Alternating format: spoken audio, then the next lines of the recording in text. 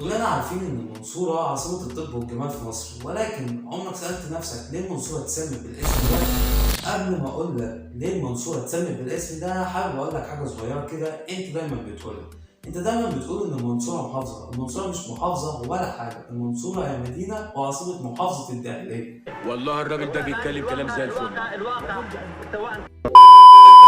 في البداية كده المنصورة كان اسمها في الأول جزيرة الورد، وأهل جزيرة الورد كانوا بيفطروا فول وطعمية زقت مخلوق ربنا.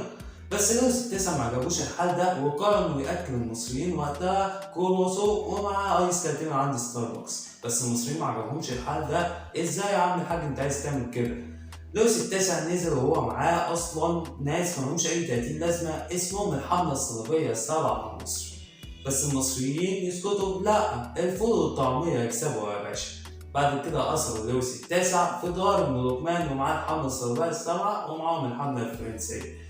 مفيش شهر ومرات لويس التاسع قررت إنها تدفع فدية في دار ابن لقمان عشان الراجل يخرج يا عيني من البهدلة اللي هو فيها، وحلف يمين إنه معادش راجع المنصورة تاني. ومن هنا المنصورة اتسمت بالاسم. طب ايه بقى دار ابن لقمان اللي انت عمال تقول لنا عليه ده؟ دار ابن لقمان ده متحف موجود في نص مدينة المنصورة، خصوصا في شارع اسمه بورسعيد.